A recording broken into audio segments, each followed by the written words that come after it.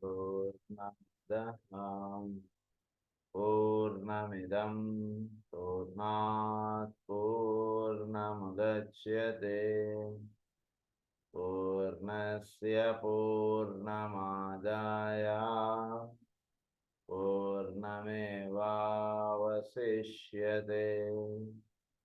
ॐ शान्ति शान्ति शान्तिः। असतो मा सद्गमय तमसो मा ज्योतिर्गमय मृत्योर्मा अमृतंगमय। ॐ शान्ति शान्ति शान्तिः।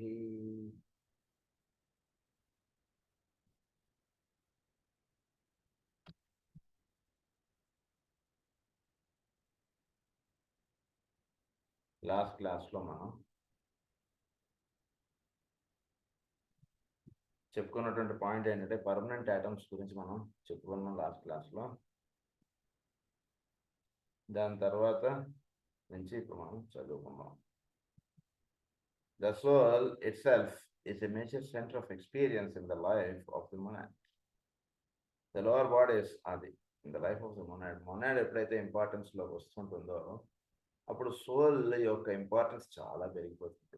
లోవర్ బాడీస్ యొక్క ఇంపార్టెన్స్ బాగా తగ్గిపోతూ లోవర్ బాడీస్ని కేవలం ఒక సర్వీస్ ఆస్పెక్ట్స్ గాను, లేదా ఎప్పుడైనా సరే ఏదైనా ముఖ్యమైనటువంటి విషయాలు అంటే లోవర్ బాడీస్ని పిలుచుకోవడం, వాటితోటి ఆ పనులు చేయించుకోవడం అంతే. ఇంకా మిగిలిన వాటిలో పెద్దగా లోవర్ బాడీస్ ఇన్వాల్వ్ అవడం అనేటువంటిది ఉండదు. Only soul will interact. Soul యొక్క ఇంటరాక్షన్, సోల్ యొక్క ఎక్స్పీరియన్సెస్ ఇవి ఎక్కువగా ఉంటుంటాయి. మొనాడ్ ఎప్పుడైతే ఎక్కువ ఆధిపత్యంగా లైఫ్లో ఉండడానికి ప్రారంభం అవుతుందో అది ప్రధానంగా గుర్తుంచుకోండి అంటున్నారు. తర్వాత the same thought must be carried into our concept of the soul as a center of consciousness. The soul uses the bodies in the earlier stages of evolution as centers of conscious expression, and upon them and upon the experience is the emphasis laid. But as time progresses, the man becomes more soul conscious, and the consciousness which has experienced as a soul in the three bodies is of decreasing importance, until finally the bodies become simply instruments of contact through which the soul comes into understanding relationship with the world of the physical plane of the feeling, sentient levels, and with the world of thought. నెమ్మదిగా soul ఎప్పుడైతే ఈ monad అనేటువంటిది చక్కగా విచ్చుకోవడానికి ప్రారంభించి జరుగుతుంటుందో soul పూర్తిగా విచ్చుకోవడానికి జరుగుతుంటుంది. Soul యొక్క experiences, soul యొక్క ఇంటరాక్షన్నే అప్పుడు ఎక్కువగా ఉంటుంది. వేరే ఇంటరాక్షన్స్ ఉండవు. ఇప్పుడు పర్సనాలిటీ లెవెల్లో ఇంటరాక్షన్ అవడం అనేటువంటిది చాలా తక్కువగా ఉంటుంది. మరీ అవసరం అయితే పర్సనాలిటీ లెవెల్లో దిగి అక్కడ ఇంటరాక్ట్ అవుతారు ఎక్కువగా, లేదా సోల్ లెవెల్లోనే ఎక్కువ ఇంటరాక్ట్ అవడం అనేటువంటిదిగా ఉంటుంది. సోల్ లెవెల్లో ఇంటరాక్ట్ అవుతున్నటువంటి వాడికి ఈ లోవర్ త్రీ బాడీస్ అనేటువంటివి ఎలా ఉంటాయంటే వాడికి కావాల్సినటువంటి వాటిగా ఉంటుంటాయి. అంటే అవి ఆధిపత్యం వహించడం ఉండదు జీవితంలో. సోల్ అనేటువంటి చక్కగా నిర్వహించుకోవడం కార్యక్రమం అనేటువంటిది ఉంటుంది. దాని తగ్గట్టుగా ఎప్పుడు అవసరమో అప్పుడు లోవర్ బాడీస్ అనేటువంటి సోల్ యొక్క విధానమునకు రెస్పాండ్ అవడం అనేటువంటిదిగా ఉంటుంది. సోల్ ఎప్పుడైతే ఇప్పుడు ధ్యానం అయిందంటే ఇప్పుడైతే ఆకలేస్తుంది అంటుంది. ధ్యానంలో ఉండగా నాకు ఆకలేస్తుంది అన్నం అనేటువంటిది ఉంటుంది. చక్కగా ధ్యానంలో అలా ఉంటాడంట. ఇప్పుడు మనం భోజనం చేసామా లేదా, మనం ఆహారం తీసుకున్నామా లేదా, మనం స్నాన సంధ్యాదులు నిర్వహించుకున్నామా లేదా అన్నటువంటిది స్ఫురణకు వచ్చినప్పుడు వీడికి ఆకలి గురించి తెలుస్తుంది. లేదా టైంకి ఏదో వాడు తినేస్తాడు అలా. పెద్ద దాని యందు ఇవేవి వర్తించదు. మనలాగా ఆకలి తప్పుడు ఉండవాడంటే ఆకలి అయితే ఏదో తినేస్తాడు, కానీ వీడి ప్రజ్ఞ మాత్రం భగవంతుడు అంతర్యామిలో అలా లీనం అయిపోతుంది. వాడు అన్నం వేసాడా, కూర వేసాడా, ఎలా ఉందో కూర, ఇవన్నీ పెద్దగా ఆధిపత్యం వహించదు. ఒక్కొక్క ధ్యాన స్థితిలో ఉంటాడు. ఏది పెడితే అది తినేస్తాడు, మళ్ళీ ఆ ప్లేట్ అక్కడ పెట్టేసుకుంటాడు పక్కన, చక్కగా అలా ధ్యానాలు అలా కూర్చో ఒకే ఒక్క స్థితిలో అలా ఉంటాడు. అది సోల్ ఉండేటువంటి స్థితి. సో ఆ ధ్యాన స్థితిలో ఉంటూ ఉన్నప్పుడు వీడికి ఎప్పుడైనా సరే ఈ లోవర్ థింగ్స్ తోటి వర్క్ చేయాల్సి వచ్చినప్పుడు అవి సోల్ యొక్క దీంట్లో పనిచేస్తాడు. ఒకసారి వాడు అలా ధ్యానంలో ఉంటున్నప్పుడు ఒకసారి వీడికి ఆకలి కూడా గుర్తుకు రాదు. అలా ఉండిపోతారు. ఎప్పుడో మెలుగు వస్తుంది, అప్పుడు మళ్ళీ ఏదో ఆహారం అక్కడ ఉన్నది తినేస్తారు, మళ్ళీ అలా ఆ రకంగా ఉంటుంటారు వీళ్ళు. సో అలా ఆహారం ఒకటే కాదు, రెగ్యులర్ వర్క్స్ ఏవైనా సరే లోవర్ బాడీస్ తోటి పనిచేసేవన్నీ కూడా చాలా తక్కువ ఇంపార్టెంట్గా తయారై of the feeling sentient levels and with the world of thought. In considering, therefore, the section with which we are now concerned, it is essential for right understanding and eventual psychological usefulness that we remember constantly that we shall be talking always in terms of consciousness and of soul energy, and only dealing with sentient substance from the point of view of its usefulness in terms of time and space or of manifestation. So, ఇప్పుడు మనకి చెప్పబడుతున్నటువంటి విషయం అంటే, the section with which we are now concerned, it is the essential for right understanding and eventual psychological usefulness that remember constantly that we shall be talking always in terms of consciousness. So ప్రస్తుతం మన subject అంతా కూడా ప్రజ్ఞ, consciousness, వాటికి సంబంధించినటువంటి aspects ఎక్కువగా మనం చదువుకుంటూ వస్తున్నాం మనం. అది ఎందుకంటే అంతకన్నా లోవర్ 3 బాడీస్, వీటి ఇన్వాల్వ్మెంట్స్, వీటి యొక్క ఇవన్నీ కూడా మనకు వైట్ మ్యాజిక్లో చెప్పిస్తారు. సో అందు గురించి ఈసోటరిక్ సైకాలజీ అన్నదంతా కూడా మనకు ఎక్కువగా సోల్ లెవెల్కి సంబంధించినటువంటి సబ్జెక్ట్ ఇదంతా కూడా. అది ఒక పాయింట్ మళ్ళీ ఇక్కడ ఆయన గుర్తు చేస్తున్నారు మనకి. And are only dealing with sentient substance from the point of view of its usefulness in terms of time and space. So అది మనకి చక్కగా ధ్యానానికి, సాధనకి ఏ రకంగా ప్రజ్ఞని చక్కగా మనకి ఎలా ఉపయోగపడుతుంది, ఏంటి మనం చేసుకుంటున్నటువంటి విషయం, ఈ విషయాలు ఎక్కువగా మనకు చెప్పబడుతుండడం మనకు అవి చెప్తున్నారు ప్రధానంగా. In thinking of the focal points of soul energy upon the mental, astral and physical planes, we will not think of the permanent atoms as material centers or of germs of form, which is the prevailing idea. So, permanent atoms అనేటువంటివి physical ప్లేన్కి సంబంధించినవి కాదండి. అక్కడ అంటే మన యొక్క భౌతికమైనటువంటి దేహం, అలాగే ఆస్ట్రల్ ప్లేన్, అలాగే మెంటల్ ప్లేన్, ఈ మూడింటికి సంబంధించినటువంటి ఎనర్జీ అక్కడ లోకలైజ్ అయి ఉంటుంది. అక్కడ ఉన్నటువంటి ఎనర్జీ యొక్క వ్యక్త రూపమే మనం దేహాలు పట్టుకోవడం. అంటే భౌతికమైనటువంటి దేహం, ప్రాణమయ కోసం, మనోమయ కోసం, ఇవి కట్టుకోవడం అనేటువంటిది ఎలా జరుగుతుందంటే, వీటికి సంబంధించినటువంటి ఆ ఫిజికల్ బాడీకి సంబంధించినటువంటి ఒక ఫోకల్ పాయింట్ అన్నారు దాన్ని. ఒక ఎనర్జీ అనడం కన్నా ఎనర్జీ అంటే మళ్ళీ అర్థాలు మారిపోతాయి. ఎనర్జీ అని రాసుకోకూడదు మనం. It is a point from which, అంటే నత్తగుళ్ళలో నుంచి ఆ గూడు కట్టుకోవడం ఎంత ఎలా అయితే వస్తుందో, అలా ఈ ఫోకల్ పాయింట్ నుంచి దేహం అనేటువంటిది కట్టుకోవడం అనేటువంటిది జరుగుతుంది. అలాగే ఆస్ట్రల్ యొక్క ఫోకల్ పాయింట్ నుంచి ఆస్ట్రల్ బాడీ అనేటువంటిది కట్టుకుంటాం. అలాగే మెంటల్ యూనిట్ నుంచి ఇదంతా ఇలా కట్టుకోవడం అనేటువంటిది ఇక్కడ ప్రధానంగా గుర్తుంచుకోవాల్సినటువంటి విషయం. ఫంక్షనింగ్, అది it's a type of energy functioning in a field of force, thus producing an activity of some kind. Of soul energy,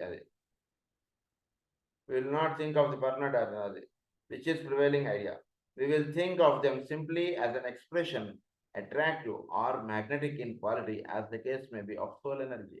It's not, it's an attractive. It's అంటే అక్కడి నుంచి అలా రూపం అంటుండేది ఏర్పడటం. ఇది మనకి జరుగుతుంది, బాగా గుర్తించుకోవాల్సినటువంటి విషయం.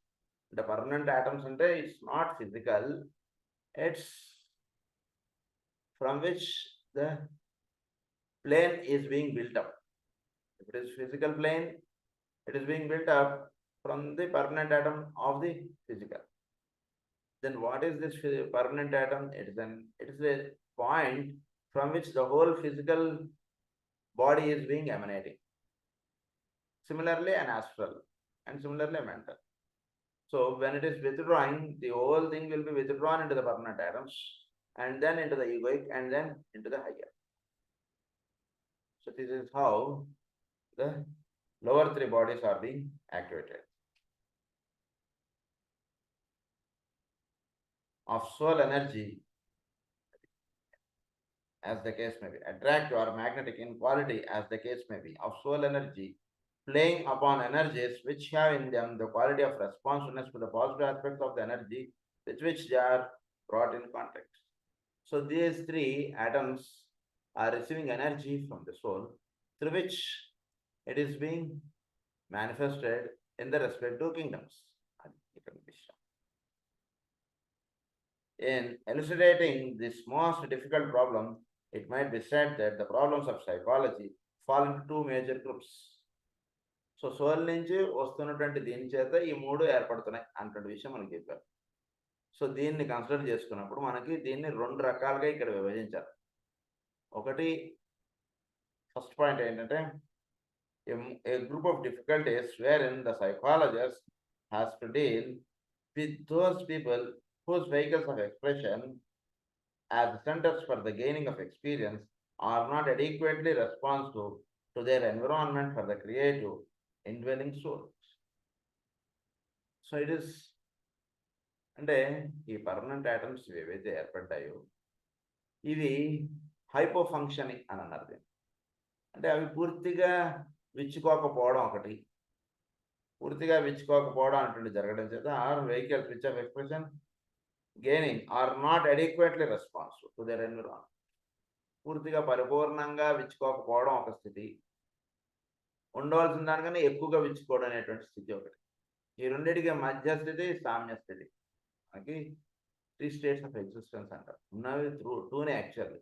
ఒకటి హైపో అన్నారు, ఇంకొకటి హైపర్ అన్నారు ఇంగ్లీష్లో. వీటిని ఇక్కడ ఏమంటున్నారు, వాటిని నాట్ అడిక్వేట్లీ, ఎంతగా విచ్చుకోవాలో అంతగా విచ్చుకోకపోవడం ఒకటి. చోట్ల ఉన్నటువంటి ఎనర్జీస్కి వీటికి ఎంతగా ఈ 3 బాడీస్ రెస్పాండ్ అవ్వాలో అంతగా ఈ 3 బాడీస్ రెస్పాండ్ అవ్వకుండా ఉంటుండడం అనేటువంటిది ఒక స్థితి. దాని ఫస్ట్ సైకాలజిస్ట్ యొక్క ఫస్ట్ డిఫికల్టీ అన్నారు. సైకాలజిస్ట్ అంటే ఇక్కడ అర్థం బయట రాసుకునేటువంటి అర్థం కాదండి, సోల్ లెవెల్లో ఉంటున్నటువంటి వాడికి మొట్టమొదటి ఇబ్బంది ఏమిటంటే సోల్ నుంచి వస్తున్నటువంటి ఎనర్జీ ఈ 3 పర్మనెంట్ ఐటమ్స్ మీద పడుతూ ఇవి పరిపూర్ణంగా విచ్చుకోకపోవడం ఒక స్థితి. దానివల్ల ఏంటి, వీడు ఎక్స్ప్రెస్ చేద్దాం అనుకున్నటువంటి విషయం సరిగ్గా లోవర్ ప్లేన్స్లోకి అందకపోవడం, పరిపూర్ణంగా విచ్చుకోకపోవడం, పూర్తిగా అందదు అనమాట. సోల్ ఏంటి గైడ్ చేస్తుంది, ఏంటి చెప్తుంది అనేటువంటి విషయం లోవర్ 3 బాడీస్లో రిఫ్లెక్ట్ అవుతుంది. అది ఒక డిఫికల్టీ. సోల్ లెవెల్లో ఉంటున్నప్పటికీ అదొక difficulty. Are not adequately responsive to their environment for the creative indwelling soul. When this is the case, the centres in the etheric body are diversely but only partial awakened and the glandular system therefore is correspondingly medical and irregular.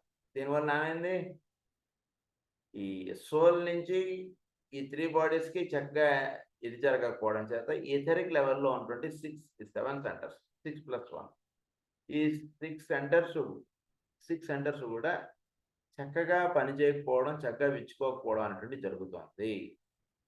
తద్వారా వాటికి సంబంధించినటువంటి glandular systems సరిగ్గా పనిచేయట్లేదు. Medical and irregular, ఒకటి ఎక్కువ ఉంటుంది, ఒకటి తక్కువ ఉంటుంది, ఒకటి అసలు పనిచేయకుండా ఉంటుంటుంది. ఇలా ఉంటుంటాయి మనలో ఉండేటువంటి ఎండోక్రైన్ గ్లాండ్స్. దానివల్ల మనకు ఏర్పడుతున్నటువంటి జబ్బులు ఇవి. ఎండోక్రినాలజీనే మెయిన్ అసలు మనకి డిసీజెస్కి చాలా మూలంగా ఉంటున్నటువంటిది. కనుక ఈ ఎండోక్రినాలజీ చక్కగా మనకు వర్తించాలంటే ఇది ఈ 6 సెంటర్స్ మనలో ఏవైతే ఉన్నాయో ఆ 6 సెంటర్స్కి చక్కగా ఎనర్జీస్ అంటే పాస్ ఆన్ అవ్వాలి. అప్పుడు వీడికి ఎండోక్రినాలజీలో వీడికి ఇబ్బందులు రావు. వీడికి ఈ 6 సెంటర్స్కి ఎనర్జీస్ చక్కగా పాస్ ఆన్ అవ్వాలంటే ఈ 3 పర్మనెంట్ ఐటమ్స్ నుంచి 6 సెంటర్స్కి వస్తుంది. ఈ 3 పర్మనెంట్ ఐటమ్స్కి చక్కగా సోల్కి ఈ 3 పర్మనెంట్ ఐటమ్స్కి చక్కగా అనుసంధానం ఏర్పడాలి. అది ఏర్పడకపోవడం అంటే చెప్పబడుతున్నటువంటి విషయానికి అడిక్వేట్గా రెస్పాండ్ అవ్వకపోవడం అంటున్నది ఒక డిఫికల్టీ. దానివల్ల ఇంత చరిత్ర జరుగుతుంది మరి. So diseases of the endocrines are in a way related to this cycle. ఈ రకంగా ఇది ఫస్ట్ డిఫికల్టీ. నెక్స్ట్ డిఫికల్టీ చెప్తున్నారు. Another group of difficulties concerns those human beings whose vehicles of expression as centers of experience are overdeveloped and overstimulated without adequate conscious control by the soul. Soul ఒకటి చెప్తే దానికి 10ంతలుగా respond అవ్వడం, react అవ్వడం చేస్తుంది. అది ఉపయోగం లేదు. చెప్పబడినటువంటి విషయాన్ని చెప్పబడినంత వరకు తీసుకుంటుంటే చక్కగా ఉంటుంది. ఎక్కువ రెస్పాండ్ అయినా ఇబ్బందే, తక్కువ రెస్పాండ్ అయినా ఇబ్బందే. మొదటి డిఫికల్టీ తక్కువ రెస్పాండ్ అవ్వడం, రెండో డిఫికల్టీ ఎక్కువ రెస్పాండ్ అయ్యింది. సో దానివల్ల ఏమైపోయింది, ఎక్కువ రెస్పాన్స్ అయిపోతూ ఉండడంతో మళ్ళీ ఇదే దీనివల్ల ఏమైంది, it is stimulating the 6 centres. దానివల్ల మన యొక్క ఎండోక్రినాలజీ, దానివల్ల మన డిసీజెస్ ఈ రకంగా ఇవి అవుతున్నాయి. సో ఈ ఆస్పెక్ట్స్లో ఎక్కువగా మనలో ఈ స్వాధిష్టాన చక్రం ఎక్కువగా ఓవర్ స్టిమ్యులేట్ అవుతుంది. దానివల్ల డిజైర్స్, కోరికలు ఇవి ఎక్కువగా ఉంటున్నాయి చూడు. సెకండ్ వన్ ఏది స్టిమ్యులేట్ అవుతుందంటే ఎక్కువ థ్రోట్ సెంటర్ ఎక్కువ స్టిమ్యులేట్ అవుతుంది, విశుద్ధి చక్రం. ఈ విశుద్ధి చక్రం ఎక్కువ స్టిమ్యులేట్ అవుతుండడం వలన వీళ్ళ చాలా మందికి ఈ రోజుల్లో థైరాయిడ్ యొక్క ప్రాబ్లమ్స్ అనేటువంటివి ఎక్కువగా వస్తాయి. This all because of the over stimulation of the 3 bodies. So over stimulate అయిపోవడం వలన ఇవన్నీ కూడా జరుగుతుంది. సో ఆ రకంగా ఈ డిసీజెస్ అనేటువంటివి ఎక్కువగా మనకి వస్తున్నాయి. అసలు విషయం.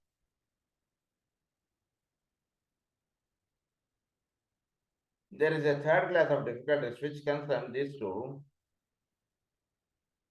and on the path of discipleship, but they will not consider here. But these we will not consider here. అది ఇంకొక థర్డ్ డిఫికల్టీ ఉంది, అది ప్రస్తుతం మనకి చెప్పట్లేదు అంటారు ఆయన.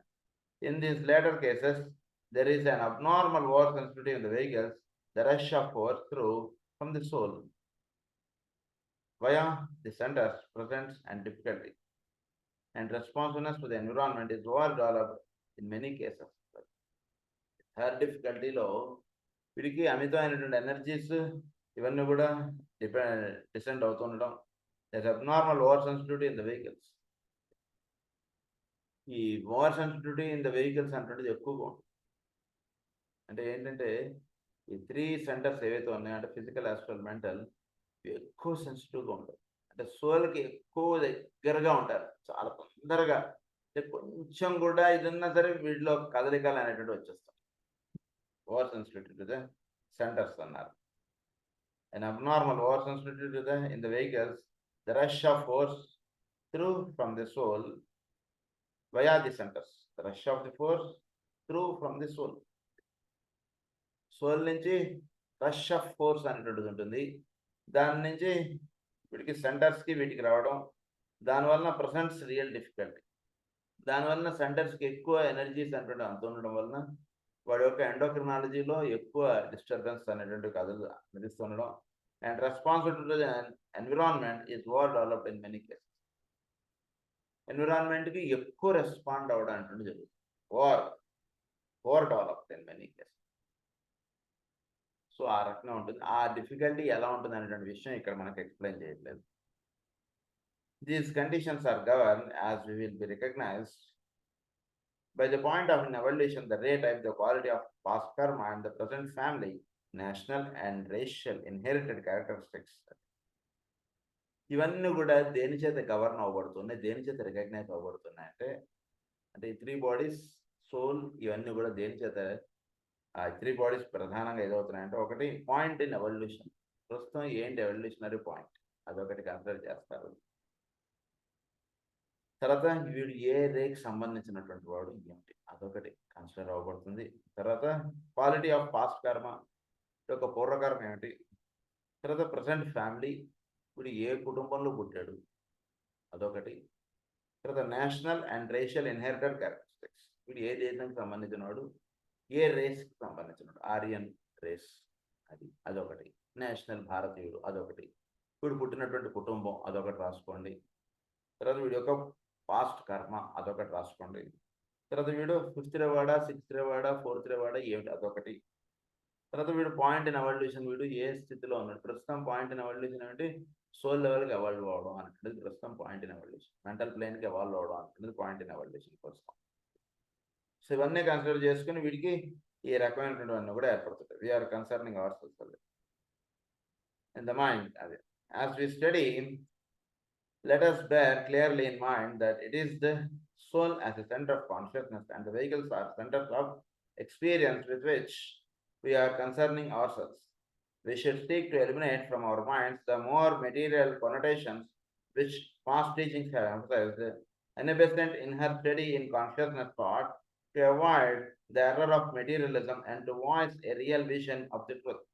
Inhibition అంటే మనకి ఎనబిసెంట్ గారు రచించినటువంటి గ్రంథాలు జాగ్రత్తగా చదువుకుంటే ఆవిడ మేనిఫెస్టెడ్ థింగ్స్ కన్నా కాన్షియస్నెస్ సంబంధించినటువంటి విషయాలు ఆవిడ ఎక్కువ రాసుకుంటూ వచ్చారు. మనకు ప్రధానంగా బ్రహ్మగురువుల యొక్క టీచింగ్స్ అన్నటువంటివి మనకు ఎన్ఏబెసెంట్ గారు లెడ్బేటర్ గారు ఎక్కువగా ఇచ్చారు. ఎన్ఏబెసెంట్ రాసినటువంటి విషయాలు కొంచెం జాగ్రత్తగా చక్కగా ఇవన్నీ కూడా చదువుకోవచ్చు మనం. ఎందుకంటే కాన్షియస్నెస్కి సంబంధించినటువంటి వాటికి సంబంధించినటువంటి లింకప్ ఆవిడ ఎక్కువ ఇచ్చారు ప్రధానంగా. And vehicles as centers of experience with which we are concerning ourselves. We should seek to eliminate from our minds the more material based in truth, but words themselves are limiting things and oft veil and hide the truth. Her book therefore is a definite value. Remember also that అంటే ఇవన్నీ కూడా ఈ ఇవన్నీ గ్రంథాలు చదువుకున్నప్పుడు words మనను వాటి యొక్క వర్డ్ మీనింగ్ యాజ్ ఇట్ ఈస్గా మనం తీసుకోవడం అంటున్నదిగా కాకుండా వాటికి సంబంధించినటువంటి భావంలోకి ఎక్కువ మనం ప్రవేశించాలి. కొంచెం జాగ్రత్తగా ఇలాంటి గ్రంథాలు చదివినప్పుడు అందుగురించి మాస్టర్ గారు ఇచ్చినటువంటి నిర్వచనాలు వేరుగా ఉంటాయి, వేరే వాళ్ళు అవే గ్రంథాల మీద చెప్పినటువంటి విషయాలు వేరుగా ఉంటాయి. కొంచెం జాగ్రత్తగా ఇంకా మనం మాస్టర్ గారు ఇచ్చినటువంటి గ్రంథాల్లో ఆయన అంతర్గా అంటే కొన్ని పదాల్లోకి పెట్టలేం. పదం ఎంతసేపు అంటే కొంతవరకే ఆ భావాన్ని తీసుకురాగలుగుతుంది, కానీ ఫుల్గా భావాన్ని తీసుకురాలేదు, ఎప్పుడు కూడా బాగుంటుంది. లోవర్ లెవెల్ వరకు పదాలు ఓకే, బట్ ఒక హయ్యర్ సబ్జెక్ట్ని డీల్ చేస్తున్నప్పుడు పదాలు లాంగ్వేజెస్ ఇస్తాయి షార్ప్ అక్కడ. సో అందు గురించి వాటిలోకి పడకుండా ఇది విషయం గుర్తుంచుకోండి అంటున్నారు. Her book is man's consciousness is first of all and usually centered sequentially in the three bodies, and the center of experience for him are primarily the field of his consciousness. He is identified for long with the field of experience and not with the real self. He has not yet identified himself with the conscious subject or with the one who is aware, but as time goes on, his center of identification shifts and he becomes less interested in the field of experience and more aware of soul as the conscious thinking individual. Experience కన్నా soul యొక్క స్థితి కొంచెం higher. అంటే experience స్థితి అంటే ఏమిటి? Soul అంటే ఉదాహరణకి మనం ఏదైనా ఒక ఫంక్షను ఏదో కళ్యాణం ఏదో అటెండ్ అయ్యాం, ఎంత బాగుందండి, చాలా బాగుంది, అక్కడ ఎక్స్పీరియన్స్ మనం గుర్తొచ్చినప్పుడల్లా కూడా చాలా అసలు ఎంత వైభవంగా జరిగిందండి అసలు ఆ తిరుమల దర్శనానికి వెళ్ళినప్పుడు కానీ అంత ఒక చక్కటి ఆనందం. So this is called the plane of experience. ఈ ప్లాన్ ఆఫ్ ఎక్స్పీరియన్స్ అన్నటువంటి దానికి ఇంకొంచెం పైన ఉన్నటువంటి అంటే ఇంకా అక్కడ ఇవన్నీ కూడా అక్కడ కరిగిపోయినటువంటి ఇంకా భావాలు ఇవన్నీ కూడా ఒకే ఒక అంటే రూపం కూడా ఉండదు ఇంకా అక్కడ వీటి. ఇక్కడ వీడు చెప్తున్నటువంటి విషయం ఏంటి? ఈ ప్లేన్ ఆఫ్ ఎక్స్పీరియన్స్లో ఏదో తిరుమల వెళ్ళానండి, అక్కడ ఏదో దర్శనం అయిందండి, అలా ఇవన్నీ పదాల్లో ఉంది. ఈ పదాలు ఇవన్నీ తీసేస్తే వాడు ఒక స్థితిలో గడుపుతాడు, చూసారా? ఆ స్థితికి సంబంధించినటువంటిది సోల్. పదాల్లోకి దిగింది అంటే అది కొంచెం plane of experience. Plane of ఎక్స్పీరియన్స్కి పైన ఉండేటువంటిది సోల్. అదన్నమాట ఇక్కడ థింకింగ్ ఇండివిజువల్. అందు గురించి more aware of the soul as the conscious thinking individual. Conscious thinking individual అన్నారు. సో అందు గురించి ఈ బుక్స్ ఇవన్నీ చదువుకుంటున్నప్పుడు కాన్షియస్ సంబంధించినటువంటి బుక్స్ ఇవన్నీ కూడా కనుక ఈ ఎన్బెసెంట్ గారు రచించినటువంటి గ్రంథాలు కానీ ఇవన్నీ సోల్కి సంబంధించినటువంటి, సో ఇవన్నీ కూడా ఒక ఎక్స్పీరియన్స్లో నుంచి ఆ స్థితిలోకి తీసుకెళ్తాయి. అందు గురించి ఈ గ్రంథాలు ఇవన్నీ కూడా చదువుకుంటున్నప్పుడు మనకి చాలా జర్నీ చాలా బాగుంటుంది, అంటే ఈ రీడింగ్ చదువుకుంటున్నటువంటి జర్నీ. కానీ ఎప్పుడైతే ఈ జర్నీ నుంచి మనం బయటకు వచ్చామో ఎలా ఉందంటే చాలా బాగుందంటాం, అందు నుంచి మనం ఎక్కువ చెప్పుకోలేనటువంటిదిగా ఉంటుంటుంది. కానీ ఎప్పుడైతే వీడు సోల్ లెవెల్లో ఉంటాడో ఇవన్నీ విషయాలు చక్కగా వీడి మైండ్కి అక్కడ అన్ని రికార్డ్ అయినటువంటి లోకం అది వేరు. The comprehension of each of us will depend upon where we each as individuals by the emphasis and where we are awake and alive and of what we are conscious when we have achieved the experience of the third initiation and are no longer identified with the vehicles of expression. Then, on a higher turn of the spiral, another shift is the life expression and experience will take place. Then, neither the center of experience, the soul, nor the vehicles of expression, the lower threefold man will be considered from the angle of consciousness at all. The life aspect will supersede all others. So life aspects అన్నటువంటిది ఒకటి పైన ఉందన్న. ఒకటి experience లోపం అని ఒకటి చెప్పారు. Experience లోకం పైన సోల్ ఆస్పెక్ట్. అంటే ఇవన్నీ వీడి ఎక్స్పీరియన్స్లో వీడు అది గమనించుకుని అది చెప్పేటువంటిది ఇదంతా కూడా ఎక్స్పీరియన్స్. దీనికి పైన ఉండేటువంటిది సోల్ ఆస్పెక్ట్. సో సోల్ ఆస్పెక్ట్కి పైన ఉండేటువంటిది లైఫ్ ఆస్పెక్ట్. కొంచెం అంటే ఇవన్నీ కూడా సన్న పొరలుగా ఉంటాయి విషయాలు. కనుక వీటిని మనం కనులు మూసుకుని ఇది చదువుకుని వీటికి పైన ఉన్నటువంటి లోకం ఏమిటి అనేటువంటిది అలా మనం వెతకడం అనేటువంటి చేస్తుంటే ఏమవుతుందంటే మనం వెతుకుతున్నాం అనేటువంటిది ఆగిపోతుంది మనకు తెలియకుండా. జరిగేటువంటి విషయం ఏంటంటే గమ్మత్ ఇక్కడ మనం ఎప్పుడైతే మనం కన్నులు మూసుకుని ఏమిటి పైన ఉన్నటువంటి లోకం, ఇది మనలో ఉన్నటువంటి లోకం, ఇలా కన్నులు మూసుకుని అలా ధ్యానంలో కూర్చున్నప్పుడు ఈ వెతుకుతూ ఉన్నటువంటిది ఎక్స్పీరియన్స్కి సంబంధించింది కూడా అక్కడ ఆగిపోతుంది. ఆగిపోయి వీడు మాత్రం పై లోకంలోకి వెళ్తాడు. పై లోకంలోకి వెళ్ళినప్పుడు అక్కడ సోల్ శుద్ధంగా అలా సోల్ లెవెల్ అలా ఉంటాడు చక్కగా. అలా ఉంటున్నటువంటిది అలా అలవాటై ఉన్నప్పుడు నెమ్మదిగా అక్కడి నుంచి పైన ఉన్నటువంటి స్థితి దాన్ని ఏమన్నారంటే లైఫ్ ఆస్పెక్ట్, అక్కడికి వచ్చేస్తారు. ఆ పాయింట్ ఇప్పుడు మనకి చెప్తున్నాను.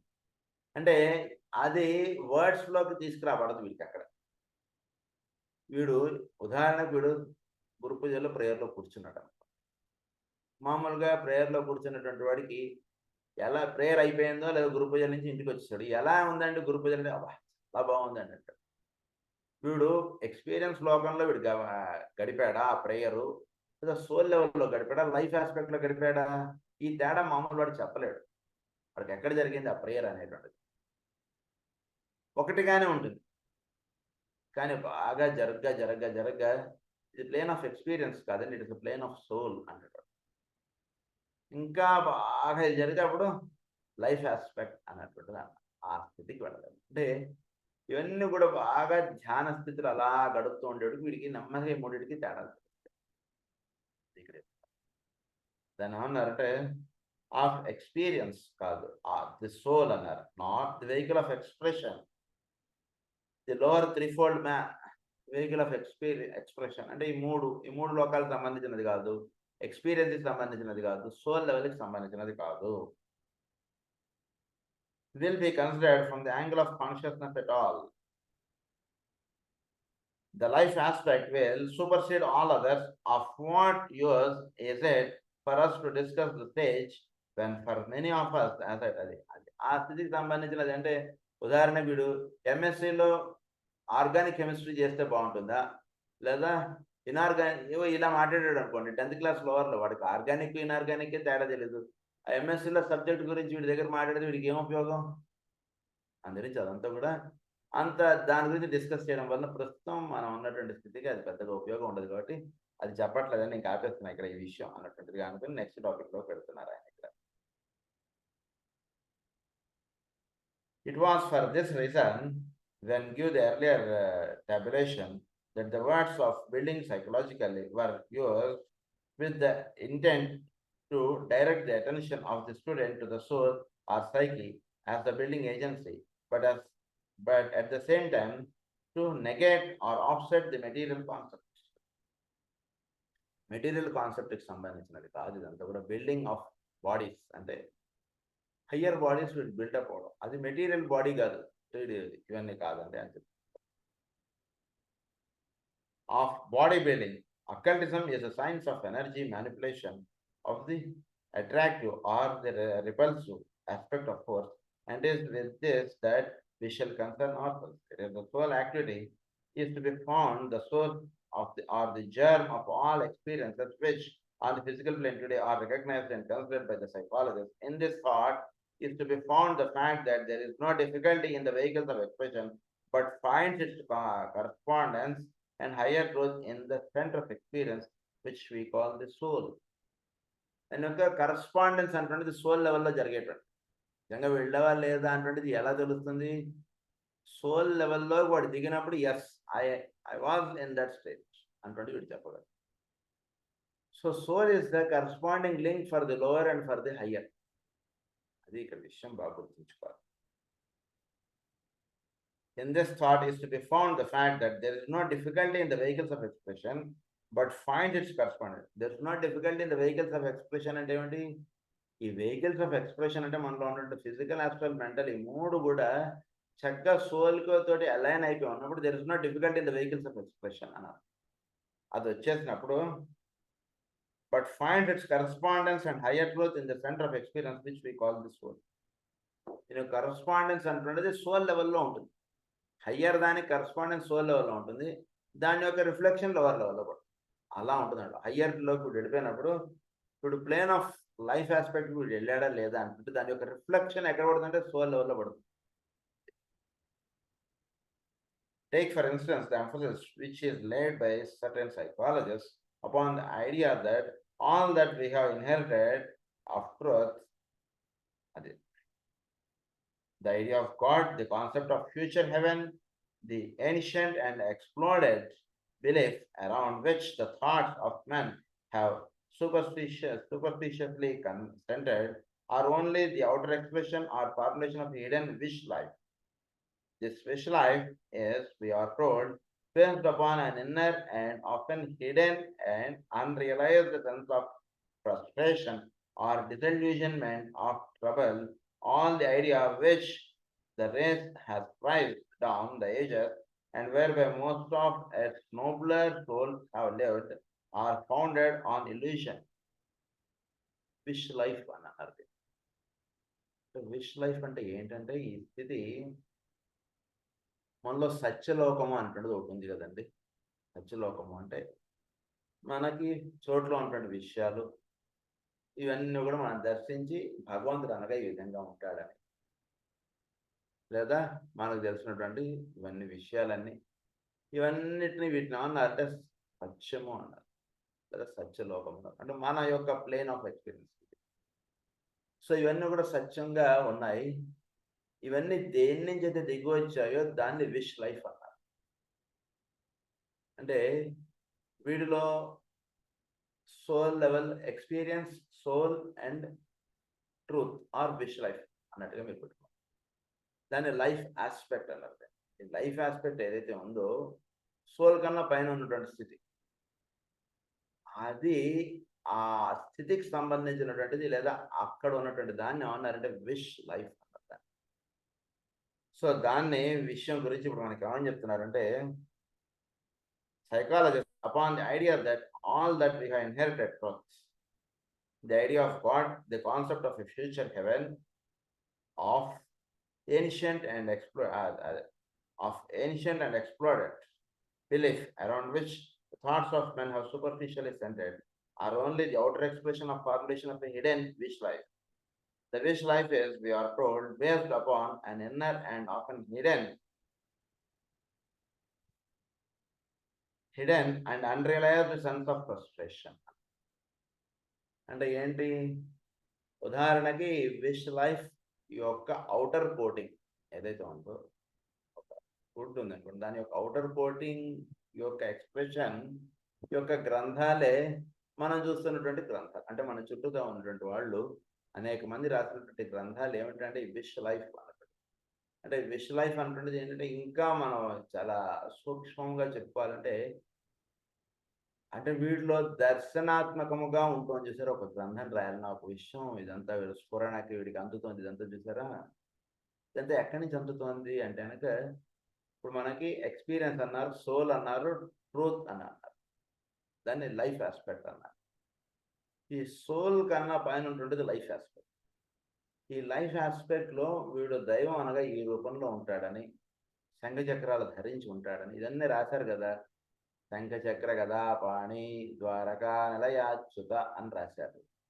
ఇది ఎక్కడ దర్శించి రాశారో దానికి పైన ఉన్నటువంటి స్థితి, అంటే ఆ పైన ఉన్నటువంటి స్థితి యొక్క రూపం ఆ రూపమే ఈ వాక్యాలు రాయడానికి మూలం. అలా మీరు గుర్తుంచుకోవచ్చు wish life.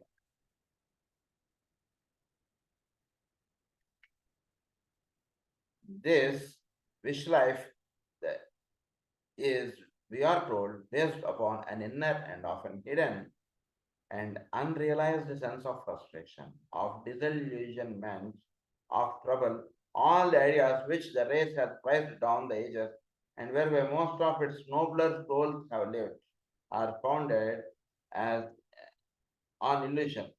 With the formulation of these various wish fulfillments in the life of the individual, with the fact that they lead to many difficulties and strains and stresses which require careful adjustment, and with the belief that in these concepts is mixed much of a childish superstition, the teachers upon the inner side would find themselves in hearty agreement in many cases, but they make the following reservation.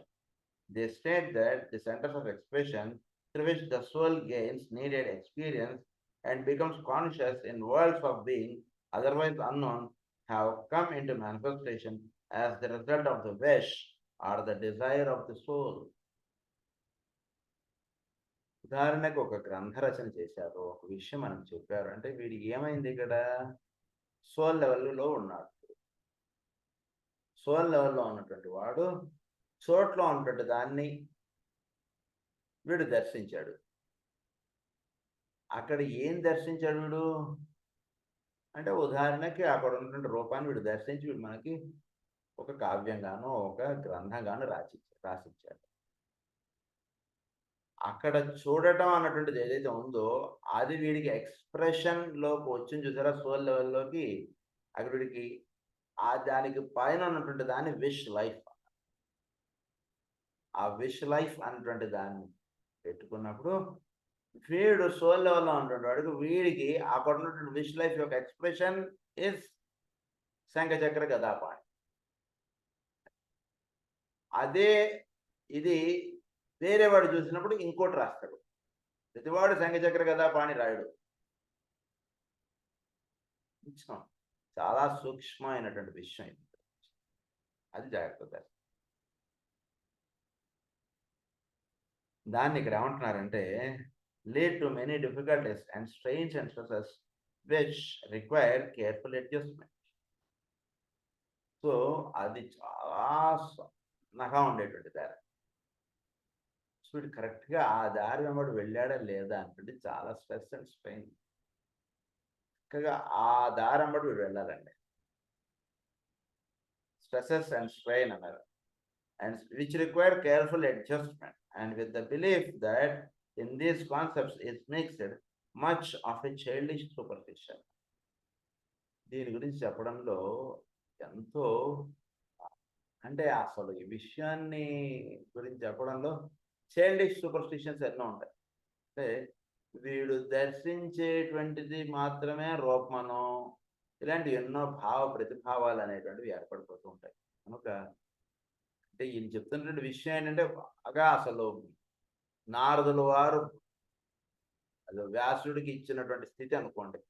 ఇంకా అంటే నారదుల వారు concept ఏర్పాటు చేశారు చూసారా, ఆ concept అంటే నారదుల వారికి అందినటువంటి విషయానికి ఆ స్థితి అంటే అది అంటే పూర్ణ మనకు అర్థం అవడానికి.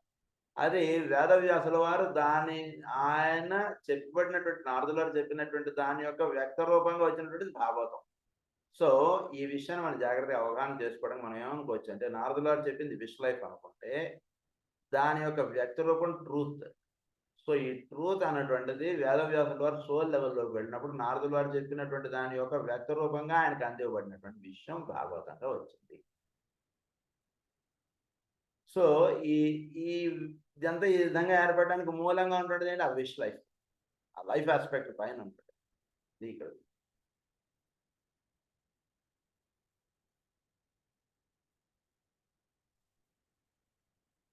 or the desire of the soul, it is the result of the wish or the desire of the soul. It is the wish life of the soul.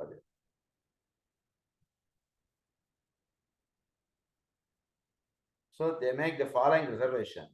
They state that the centers of expression through which the soul gains needed experience and becomes conscious in worlds of being otherwise unknown have come into the manifestation of the result of the wish, the desire of the soul, It is the wish life of the soul and not the frustration of the personality which has brought about the situation with which man is today contending. Therefore, the emerging into the public consciousness is the teaching of certain schools of psychologists of knowledge and this wish life and its increasing prevalence is definitely founded upon the fact that humanity is becoming soul conscious and therefore slowly becoming aware of the wishes of the soul. But as man's basic identification remains as it in the centers of expression and not in the centers of experience. Centers of expression లో ఉన్నారు కానీ జీవులు వీళ్ళు centres of ఎక్స్పీరియన్స్లోకి వీళ్ళు ఇంకా వెళ్ళలేదు. అందు గురించి విష్ లైఫ్ గురించి వీళ్ళు రాసుకునేటువంటి అర్థాలు ప్రతర్థాలు కొంచెం తేడాగా ఉన్నాయి. Centres of expression is different, centres of experience is different. Centres of expression అంటే ఏంటి, మనలో ఉండేటువంటి షట్ చక్రాలు ఇవన్నీ కూడా centres of expression. Centres of experience అంటే ఏమిటి, మనలో ఇవన్నీ కూడా దేన్నైతే సోల్ నుంచి అక్కడ అందినటువంటి మధుర భావం అదంతా, అది centres of experience. The soul, there is an unavoidable though temporary distortion of the truth. Unavoidable. The distortion of the truth అనేటువంటిది ఉంటుంది. ఎందుచేత ఉంటుందంటే కనుక అక్కడ ఉన్నది ఉన్నట్టుగా చూడటం అనేటువంటిది అదే శ్రీకృష్ణుల వారు మైత్రేయుల వారు ప్రసాదించినట్టు. అక్కడ ఉన్నది ఉన్నట్లుగా చూచుట అంటే ఇది ఇప్పుడు చెప్పండి, అది వేరే వాడికి రాదు ఆ స్థితి. అక్కడ ఉన్నది ఉన్నట్లుగా చూచుట అంటే ఆ విష్ లైఫ్ ని ఉన్నది అది, ఆ విష్ లైఫ్ ని చూచుట అనేటువంటి స్థితి శ్రీకృష్ణుల వారు మైత్రేయుల వారికి తర్వాత ఉద్ధవుడికి ప్రసాదం. వేరే వాడి దగ్గర ఆ విష్ లైఫ్ ని చూసి రాసినటువంటి గ్రంథాలు వేరుగా ఉంటాయి, మిగిలిన వాళ్ళు రాసినటువంటి అందు గురించి దాని ఏమన్నా distortions of truth. So truth యొక్క డిస్టార్షన్స్ అంటే ఏంటి, వీటివన్నీ కూడా ప్లేన్ ఆఫ్ ఎక్స్ప్రెషన్లో ఉండి రాసేటువంటి గ్రంథాలు కొన్ని ఉంటాయి, ప్లేన్ ఆఫ్ ఎక్స్పీరియన్స్లో ఉండి రాసేటువంటి గ్రంథాలు వేరుగా ఉంటాయి. ప్లేన్ ఆఫ్ ఎక్స్పీరియన్స్కి పైన ఉండేది సోల్ లెవెల్లో రాసేటువంటి గ్రంథాలు వేరుగా ఉంటాయి. సోల్కి పైన ఉండేటువంటిది ట్రూత్, ఆ ట్రూత్నే లైఫ్ అన్నారు. ఈ లైఫ్ ఆస్పెక్ట్కి పైన ఉంటుంది దాన్ని, అంటే ఆ లైఫ్ ఆస్పెక్ట్ మనం ఏమన్నంటే రూపం అన్నాం, ఆ రూపంలో మూలంగా ఉన్నటువంటిది విష్ లైఫ్. సో అందు గురించి డిస్టార్షన్స్ ఆఫ్ ట్రూత్ అన్నారు. We can approach another psychological problem in the same manner. Much is being written today, which is the result of the development of the science of psychoanalysis. This is the problem of what is commonly called a split personality. This division in the continuity of consciousness, for that is what it basically is, takes many forms and sometimes produces more than simply a duality. Split పర్సనాలిటీలో ఏమిటి ఇక్కడ జరుగుతున్నటువంటిది అంటే, మామూలు వాడికి వాడిలోనూ తేడా ఏమిటంటే, మామూలు వాడిలో soul to the permanent atoms to the etheric bodies, ఈ కనెక్టివిటీ దాని నుంచి 6 సెంటర్స్ నుంచి ఎండోక్రినాలజీ, ఈ కనెక్టివిటీ అంతా కరెక్ట్గా ఉంటే దట్ ఇస్ బీయింగ్.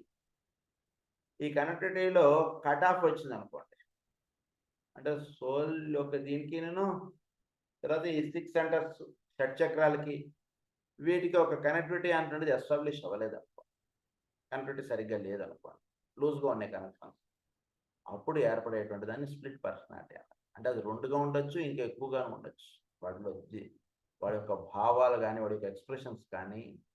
సో ఈ కనెక్టివిటీ కరెక్ట్గా లేకపోవడం చేత వాడిలో స్ప్లిట్ పర్సనాలిటీ ఉంటుంది. ఒకసారేమో కోపంగా ఉన్నట్టుగా ఉంటాడు, ఒకసారేమో ధ్యానము తపస్సు యోగం అంటాడు, ఇలా అనేక రకాల సమ్మిశ్రముగా ఉంటుంటుంది వాడు మాట్లాడే మాటలు కానీ వాడు వ్యవహరించేది అంతా కూడా దాన్ని ఏమన్నా అంటే స్ప్లిట్ పర్సనాలిటీ అంటారు. మామూలుగా బయట స్ప్లిట్ పర్సనాలిటీ గురించి చాలా మాట్లాడతారు, ఈ కాన్సెప్ట్ మనకు బయట దొరకదు. సో ఇక్కడ మెయిన్గా ఈ స్ప్లిట్ పర్సనాలిటీకి మెయిన్గా విషయం ఏంటంటే, సోల్కినను వీడి యొక్క 3 బాడీస్కి చక్కటి కనెక్టివిటీ అంటుంటుంది ఎస్టాబ్లిష్ అవ్వకపోవడం చేత వాళ్ళు స్ప్లిట్ పర్సనాలిటీ అంటుంటుంది వస్తుంది అని చెప్తున్నారు. More than simply A duality, it can be a many. ఉదాహరణకి టీచరు పిల్లలు, టీచర్కి పిల్లలకి కనెక్టివిటీ లేదనుకోండి, అక్కడ కేవలం ఇద్దరే మాట్లాడుతున్నారా, ఈ టీచర్ గోల లేదా టీచర్ గారు చెప్తున్నటువంటిది ఒక ఫ్రీక్వెన్సీలోనూ ఒక యాంప్లిట్యూడ్లోనూ నడుస్తుంటుంది, పిల్లలందరికీ ఒక యాంప్లిట్యూడ్లో ఉండదు. అందులో కొందరు ఎక్కువ అలర్ట్ చేసేవాళ్ళు ఉంటారు, కొందరు తక్కువ అలర్ట్ చేసేవాళ్ళు ఉంటారు. It could be many. అది అన్నమాట split personality. The great expression of the continuity of desire is noticed for us by Paul, the initiate in the epistle to the Romans, where he refers to the constant battle between the will to God, will to good, and the will to evil, as it takes place within the periphery of consciousness of a human being. From certain angles, this passage is prophetic for the writer, perhaps unknowingly, was looking forward to that period in the evolution of mankind when the battle of the opposites would be waged in its full strength, both individually and within all nations and races. Such a time is now upon us. As far as the individual is concerned, the psychologist is attempting to deal with the problem.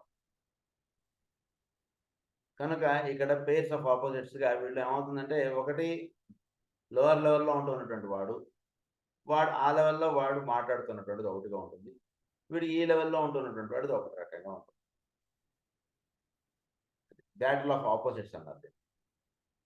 Such a time is now upon us. As far as the individual is concerned, the psychologist is attempting to deal with the problem.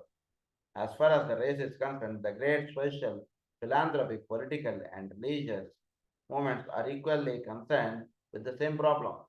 This should be of interest to all, for it indicates that the planetary Kurukshetra is now being fought out, and therefore that present affair must be viewed from the angle of a basic psychology, which is expressed through in time and space of that great center of soul expression, which we call the human family.